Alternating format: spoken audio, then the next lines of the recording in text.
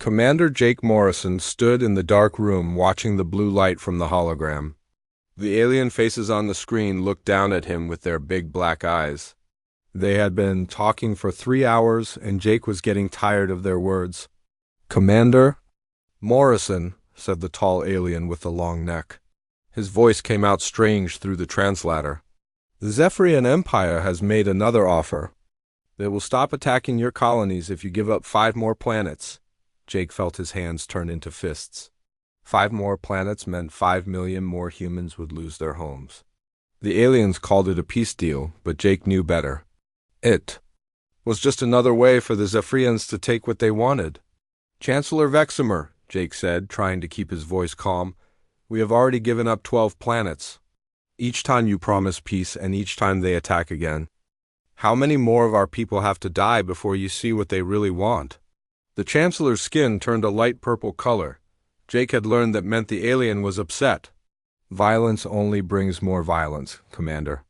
The Galaxy Council has kept peace for over 1,000 years. We know what is best." Jake wanted to laugh, but there was nothing funny about this. While the Council talked about peace, human families were dying. Just yesterday, the Zephyrians had destroyed another colony ship. 3,000 people, including children, were gone forever. On the other side of the galaxy, Admiral Lisa Carter stood on the bridge of her warship, the USS Valiant. She watched through the big window as orange flames covered the surface of Kepler 442b. The mining station down there had been home to 50,000 humans. Now it was just fire and smoke. "Admiral," said her young officer, Lieutenant Dan Brooks, "the Zephyrian ships are leaving." "They got what they came for," Lisa nodded, but said nothing. The Zephyrians had not come for the metal or the machines. They had come to kill humans. The mining station was just an easy target. The aliens had used their big guns to turn the whole place into burning rocks. "Send a message to Earth Command," Lisa said. "Tell them Kepler 442b is gone, all hands lost." She had sent too many messages like this. Every week, another human world went dark. Every week, more names were added to the list of the dead. The Galaxy Council kept saying they were working on a solution, but Lisa knew the truth. The Council was scared of the Zephyrians too, back on Earth. Dr. Ryan Phillips sat in his small lab looking at pieces of broken alien technology. He had been studying Zephyrian weapons for 2 years, and what he found made him sick. These were not tools for fighting other armies.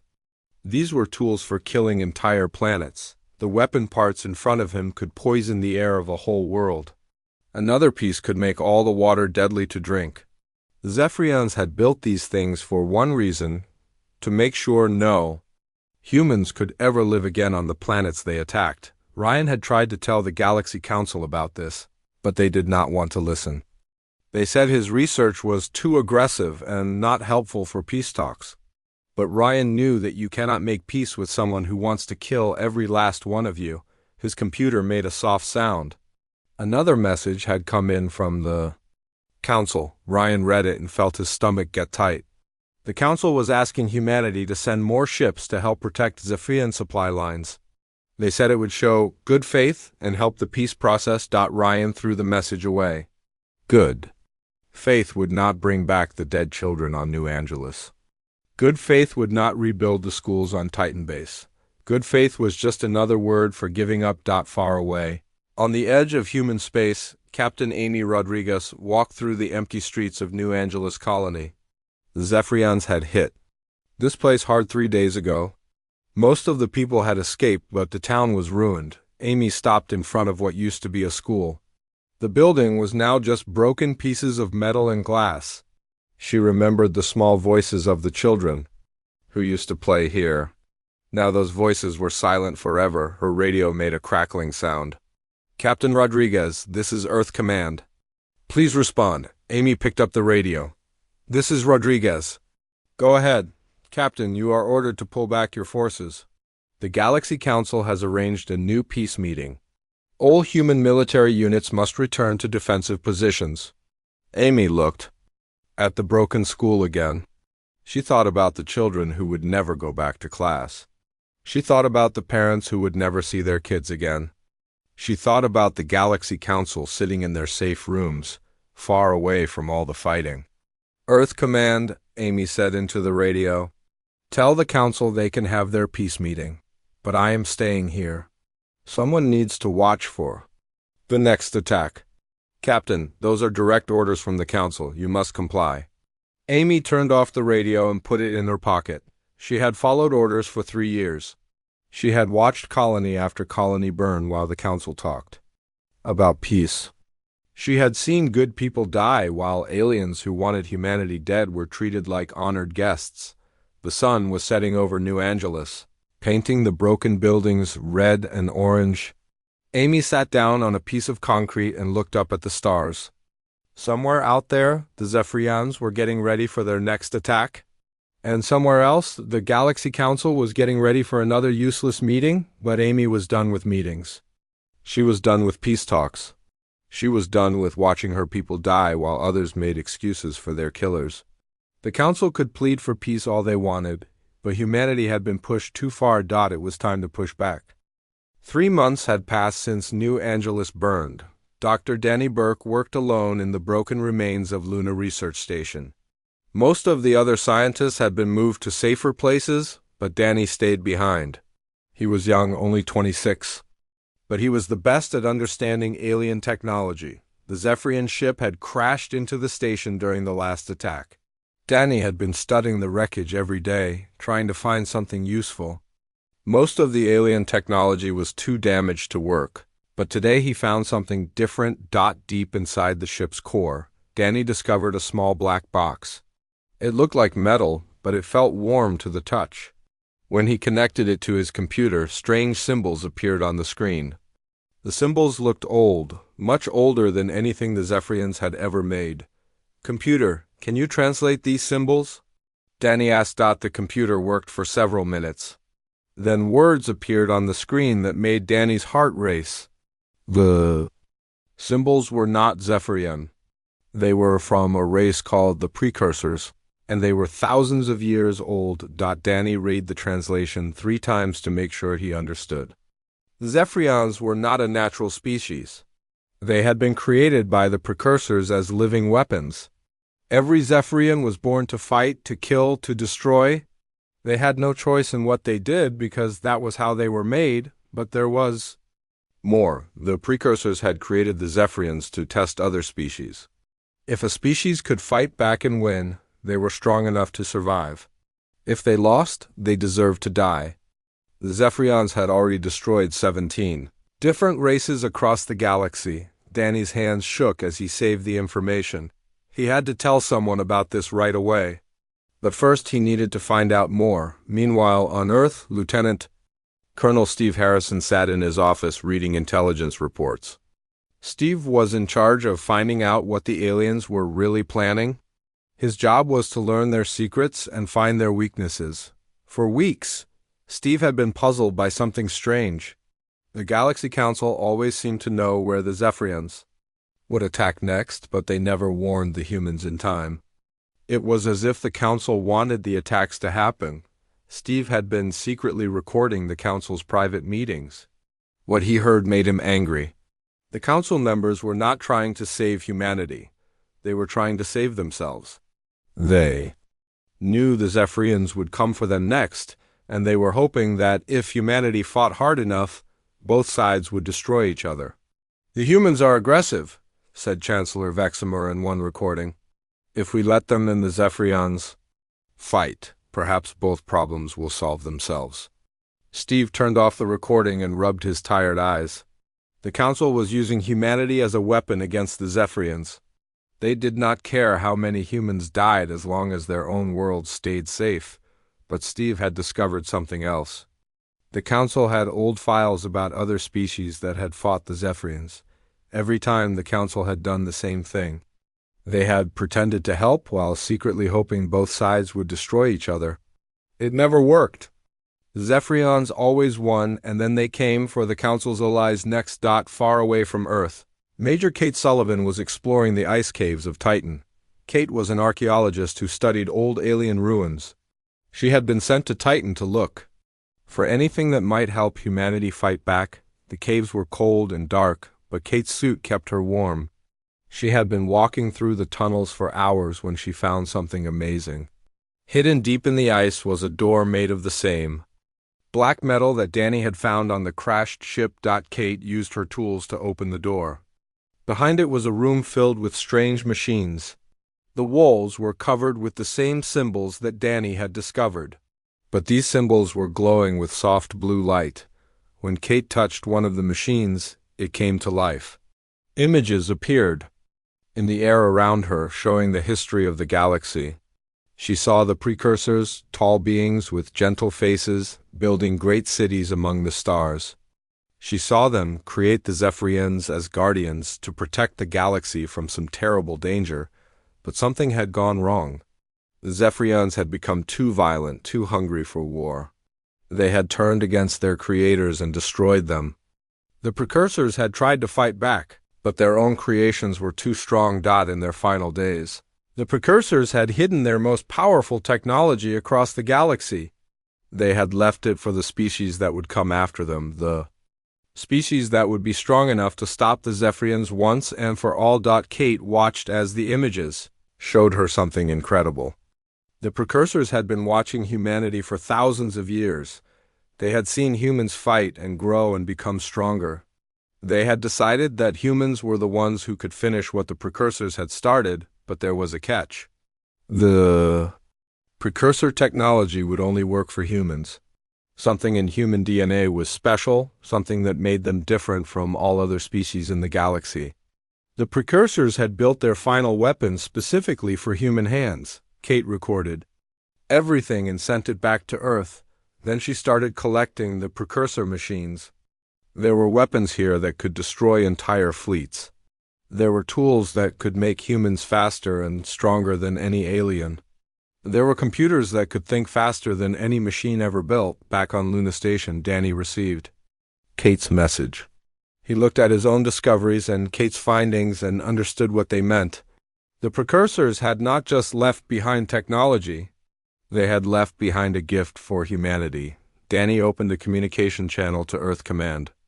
This is Dr. Burke on Luna Station. I need to speak with General Stone right away. Tell him I have found something that will change everything. While Danny waited for his call to go through, he looked at the precursor symbols on his screen. The ancient race had known this day would come. They had known that humanity would eventually face the Zephyrians. They had prepared for it. Steve Harrison finished his intelligence report and sent it to all the human military leaders. His message was simple. The Galaxy Council could not be trusted. The Zephyrians were created to destroy other species, and humanity was completely alone in this fight, but they were not helpless. The precursors had left them the tools they needed to win. Now humanity just had to be brave enough to use them. The discovery was complete. The truth was known. Now the real fight could begin. General Marcus Stone stood in the war room deep under the mountains of Earth. Around him, the best human military leaders looked at screens showing the precursor technology that had been found. Marcus was 53 years old and had fought in every major battle against the Zephyrians. He was tired of losing. Show me the weapons again, Marcus said to Dr. Burke, who had been brought to Earth to explain his discoveries. Danny pointed to the screen. The precursors left behind combat suits that can make humans incredibly fast and strong. They also left ships that can move faster than anything the Zephyrians have. But the most important thing is this connection system. Danny showed them a small device that looked like a silver headband. When a human wears this, they can control any precursor technology with their thoughts. The suit becomes part of them. The ship responds to their mind. They become something more than human. Admiral Carter leaned forward. What are the risks? We do not know yet, Danny said honestly. The precursors' records say that humans are compatible, but we need to test it first. Marcus nodded. We need volunteers. People who are willing to try this, even if it might be dangerous. Captain Jenny Walsh stepped forward. Jenny was a test pilot who had flown every type of human spacecraft. She was brave and skilled, and she had lost her brother in the attack on New Angeles. I will do it, Jenny said. I want to be the first. 3 days later, Jenny stood in the testing facility wearing the precursor combat suit. The suit was made of black metal that seemed to flow like water. It covered her entire body but felt lighter than her normal clothes. On her head was the silver connection device Dr. Phillips watched from behind a protective wall. He had been studying the suit for days, making sure it was safe. Jenny, can you hear me? Yes, I can hear you perfectly, Jenny replied. But her voice sounded different. It was clearer, more confident. I can hear everything. The machines in the walls, the computers in the next room, even the ships in orbit above us. Jenny looked at her hands. The suit made them look the same, but she could feel the incredible strength in her fingers.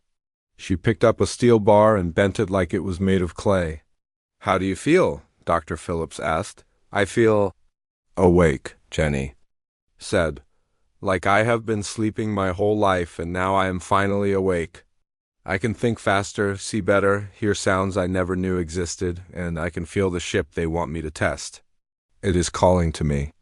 The precursor ship sat in the hangar next to the testing facility. It was beautiful, made of the same flowing metal as the suit. When Jenny approached it, the ship opened without her touching anything. She climbed inside and sat in the pilot's seat. The moment Jenny touched the controls, the ship came alive. She did not need to learn how to fly it. The knowledge was already in her mind, put there by the precursor technology. The ship was not just a machine, it was part of her now. Jenny, we are reading incredible power levels from your ship, came the voice of the control tower. Are you ready for the test flight? Jenny smiled. I am ready. The ship lifted off so smoothly that it seemed to float. Jenny took it high above the earth, then pushed it to full speed. The ship moved so fast that it seemed to disappear and reappear in different parts of the sky. Jenny felt no pressure, no discomfort. The ship protected her from everything. This is incredible, Jenny said over the radio.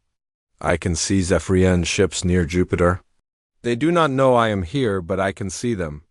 Clearly, I could attack them right now if you gave me permission. General Stone spoke over the radio. Not yet, Jenny. Come back to base. We need to make more suits first. Over the next month, Dr. Phillips worked day and night to create more precursor suits. The technology was complex, but the precursors had left clear instructions. They had wanted humans to find this technology and use it. The first group of enhanced soldiers was ready in 6 weeks. There were 50 men and women, all volunteers who had lost family to the Zephyrians.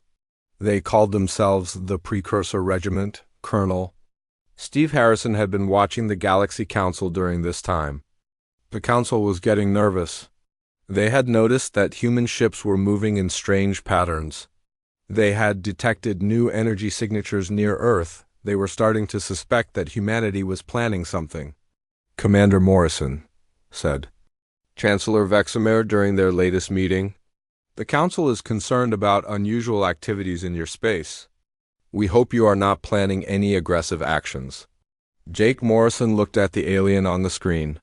A month ago, he would have tried to reassure the Council. Now he just smiled. We are preparing for peace, Chancellor. The kind of peace that comes after war. The Chancellor's skin turned purple. Commander, the Council strongly advises against any military action. The Zephyrians have offered new terms for negotiation. Tell the Zephyrians that we are done negotiating, Jake said. And tell the Council that we know about their little plan. We know you have been hoping we would all destroy each other, but that is not going to happen. Jake ended the communication before the Chancellor could respond. It felt good to finally speak the truth. Meanwhile, Admiral Carter had been preparing the human fleet for their first real attack. The target was Proxima Station, a Zephyrian military base that controlled 3 solar systems. Intelligence said there were over 100 Zephyrian ships there. Are you sure about this? Admiral Carter asked General Stone. If we lose, the Zephyrians will know we tried to fight back. They will destroy Earth. Marcus looked at the battle plans.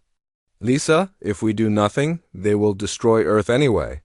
At least this way, we have a chance.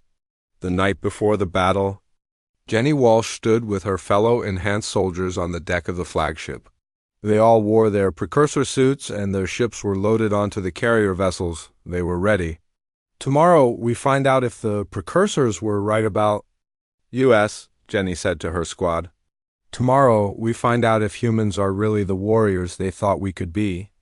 Captain Rodriguez, who had been brought back from the ruins of New Angeles to join the operation, nodded. We have been running from the Zephyrians for 3 years. Tomorrow they start running from us. The enhanced soldiers looked up at the stars. Somewhere out there, the Zephyrians were waiting. They thought they were the greatest warriors in the galaxy. They thought no one could stop them. Tomorrow, they would learn how wrong they were. Tomorrow, humanity would show the galaxy. What happened when you pushed them too far? The awakening was complete. The hunt was about to begin. The Battle of Proxima Station began at dawn on Earth time. Commander Jake Morrison stood on the bridge of the UES Retribution, watching as his enhanced pilots prepared for launch. The Zephyrian base ahead of them was massive, protected by over 100 alien warships. All enhanced pilots, this is Morrison, Jake said over the communication system. Today we find out what humans can really do. Show them what happens when they mess with the wrong species. Jenny Walsh sat in her precursor. Fighter, feeling the ship respond to her every thought. Around her, 49 other enhanced humans waited in their own ships. They had trained for this moment, but no one knew exactly what would happen when they faced the Zephyrians in real combat. Enhanced Squadron, this is Walsh, Jenny said to her team. Remember, we are not just fighting for ourselves. We are fighting for every human who died while the galaxy watched and did nothing. The Zephyrian ships moved toward the human fleet. Their weapons were powerful enough to destroy planets, and they had never lost a major battle. The alien commanders were confident this would be another easy victory. Jenny launched first. Her ship moving so fast it seemed to teleport. The Zephyrians fired their biggest guns at her, but she was already somewhere else. She appeared behind their lead ship and fired once. The alien vessel exploded in a ball of fire. Impossible, came the voice of the Zephyrian commander over the radio. No ship can move that fast. But Jenny was already attacking the next ship. Her weapons, powered by precursor technology, cut through the alien shields like they were made of paper. Within minutes, 5 Zephyrian ships were destroyed. The other enhanced pilots joined the fight. They moved like lightning, appearing and disappearing around the confused aliens. The Zephyrians tried to form defensive patterns, but the humans were too fast, too smart, too unpredictable. Captain Rodriguez, flying her own enhanced ship, took on 3 Zephyrian vessels at once. Her mind, boosted by the precursor technology, calculated their attack patterns instantly. She knew where they would be before they knew themselves. Rodriguez to all units, she called out. These aliens are not gods. They are just machines made of meat, and we know how to break machines. The battle was over in 6 hours. Every single Zephyrian ship was destroyed. The humans had not lost a single vessel. The enhanced pilots had performed better than anyone had dreamed possible. Admiral Carter watched the battle from the command ship. She could not believe what she was seeing. The same aliens who had been destroying human colonies for years were being defeated like children playing with toys. All ships, this is Admiral Carter, she announced. Proxima Station is ours. Begin scanning for survivors and intelligence data. But there were no survivors. The Zephyrians had fought to the death, just as they always did. They were programmed to never surrender, never retreat, never show mercy. It was the same programming that had made them so dangerous, but now it worked. Against them, news of the victory spread across the galaxy faster than light. Every species that had ever feared the Zephyrians heard about the battle. The impossible had happened. The unstoppable alien empire had been stopped, on the Altarian homeworld. Chancellor Veximer called an emergency meeting of the Galaxy Council. The alien leaders were frightened. If humans could defeat the Zephyrians so easily, what did that mean for the rest of the galaxy? We made a terrible mistake, said Council Member Thaxwi, a lizard-like being from the Outer Rim. We thought the Humans were weak. We thought we could use them as a weapon against the Zephyrians. But they are not weak. They are something else entirely. Chancellor Veximer's skin had turned dark purple, a sign of extreme fear. We must contact the humans immediately. We must apologize and offer them anything they want. If they decide we are their enemies, we will all die. But General Stone was not interested in apologies. He had been monitoring the Council's communications since the battle began. He knew they were scared, and he was glad. Fear would make them honest. Admiral Carter, Stone said over the secure channel, begin Phase 2 of the operation. I want every Zephyrian military base in this sector destroyed within the month, Carter smiled. Understood, General. The enhanced squadrons are ready for continuous operations. Meanwhile, Dr. Phillips had been studying the wreckage from Proxima Station. What he found made him excited and worried at the same time. The Zephyrians had not just been using advanced weapons. They had been using precursor technology too, but in a different way. The precursors created the Zephyrians to be the perfect soldiers, Phillips explained to the research team. But they also created a weakness. The Zephyrians can only use precursor technology for destruction. They cannot adapt it, cannot improve it, cannot think beyond their programming. This was why the enhanced humans had won so easily. They could use the precursor technology the way it was meant to be used, with creativity and intelligence. The Zephyrians were powerful, but they were still just weapons. Humans were warriors. Captain Rodriguez had been given command of a new mission. Intelligence had discovered that the Zephyrians were planning to attack the Altarian homeworld. The Galaxy Council still did not know about this threat. Do we warn them? Rodriguez asked General Stone. Stone thought about all the times the Council had refused to help humanity. He thought about the colonies that had burned while the aliens talked about peace. He thought about the children who had died while the Council played politics. No, Stone said finally. We let the Zephyrians attack. Then we arrived just in time to save the Council. Let them see what happens when they have to face the same enemy we have been fighting alone. The next Zephyrian attack came 3 days later. A massive fleet appeared near the Altarian homeworld, ready to destroy the planet that had been the center of galactic government for centuries. The Council's own ships were no match for the alien weapons. Chancellor Veximer sent desperate messages to every species in the galaxy.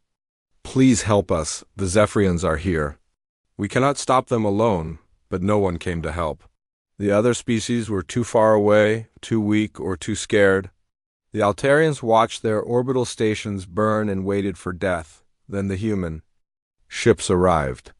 Jenny Walsh led a squadron of enhanced fighters against the Zephyrian fleet. Once again, the battle was completely one-sided.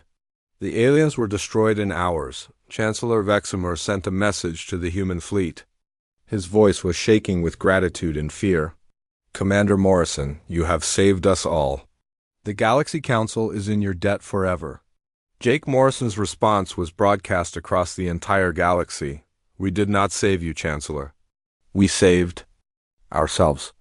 The Zephyrians wanted to destroy you so they could focus all their attention on humanity. We stopped them for our own survival. The message was clear. Humanity would protect the galaxy, but they would do it on their own terms. The days of begging the Council for help were over. The days of human weakness were over. The hunt had begun. In earnest, every day more Zephyrian ships were destroyed. Every day the alien empire grew smaller and weaker. The species that had terrorized the galaxy for centuries was finally meeting its match, and in the darkness of space, the enhanced human pilots continued their work, bringing justice to a galaxy that had forgotten what the word meant. The final battle came at Kethmora, the Zephyrian homeworld. Commander Jake Morrison stood on the bridge of his flagship, looking at the planet that had been the center of galactic terror for 1,000 years. Around the world, every remaining Zephyrian ship waited in a massive defensive formation. All human forces, this is Morrison, Jake said over the communication system. Today we end this war. Today we make sure no species will ever again suffer. What we have suffered, the Zephyrian fleet was enormous. Over 5,000 ships surrounded their homeworld, including their most powerful battleships. They had called back every vessel from across the galaxy for this final stand. If they lost here, their entire species would be extinct, but Jake was not worried. Behind him flew the largest human fleet ever assembled. 300 enhanced pilots in their precursor ships, supported by 2,000 regular human vessels. And leading the survivors of 17 destroyed species was Captain Rodriguez, commanding a mixed fleet of alien refugees who wanted revenge. "This is Zephyrian Fleet Commander Kethvolume," came a voice over the radio.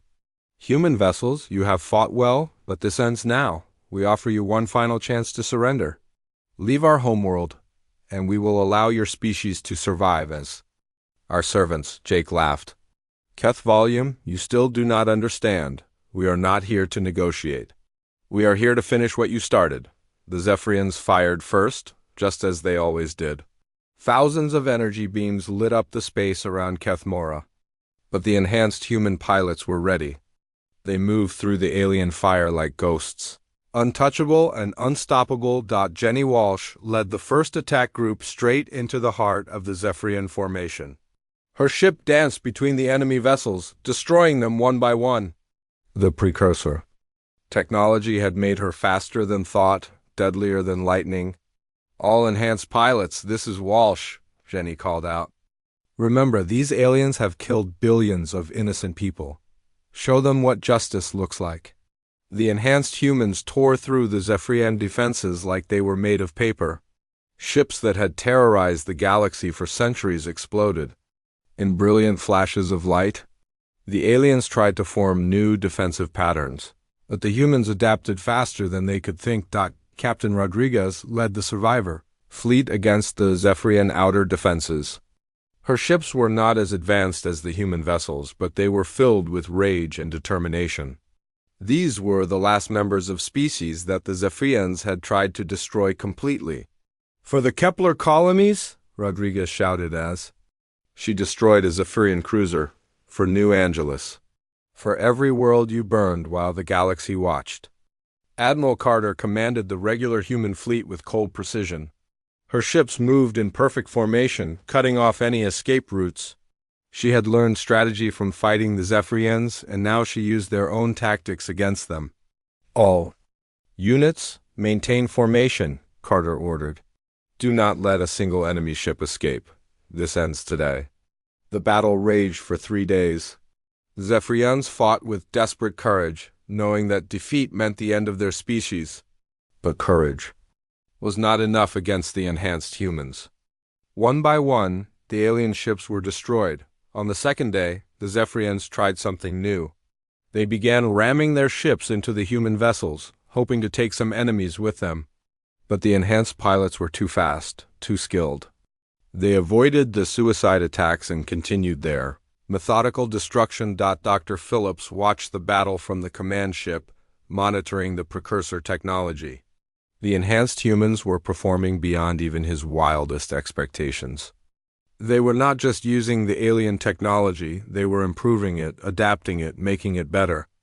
"General Stone," Phillips said over the communication system, "the enhanced pilots are evolving. The precursor technology is responding to their creativity. They are becoming something the original precursors never imagined." General Stone nodded. "The precursors created the Zephyrians to be perfect soldiers, but they left their technology for us to become perfect guardians. Today we prove they made the right choice." On the third day, the last Zephyrian ships made their final attack.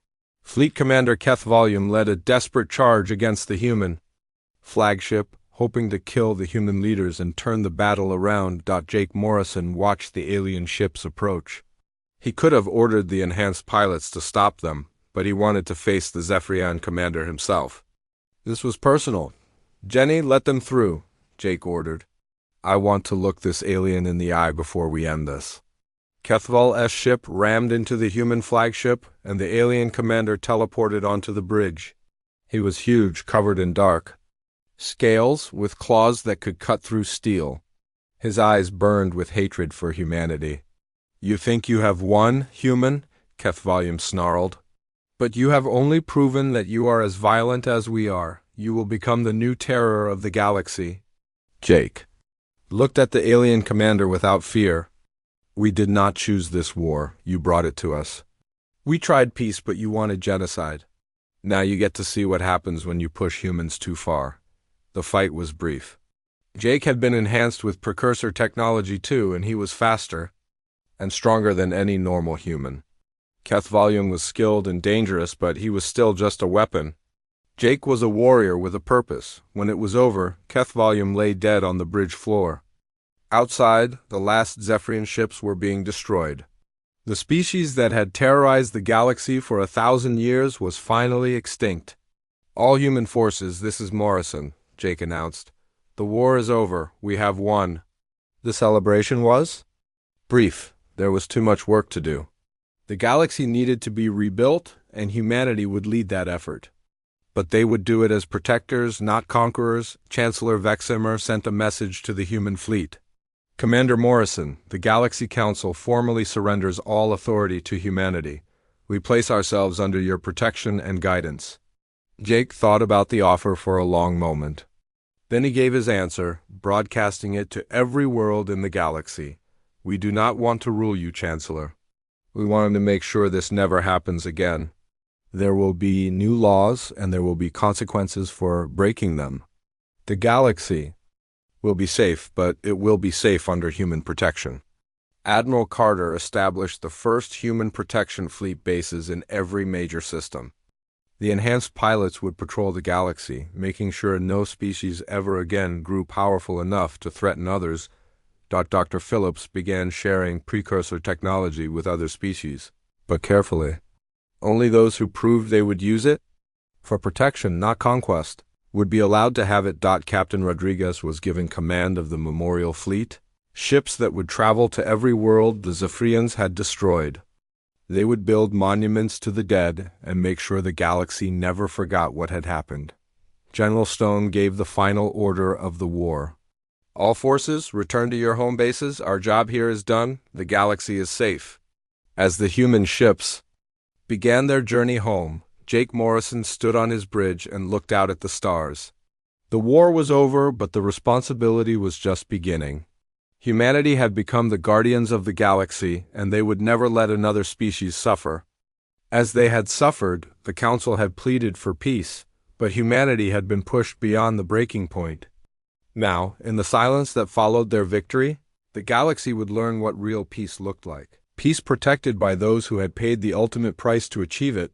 The age of human dominance had begun, and the galaxy was finally safe.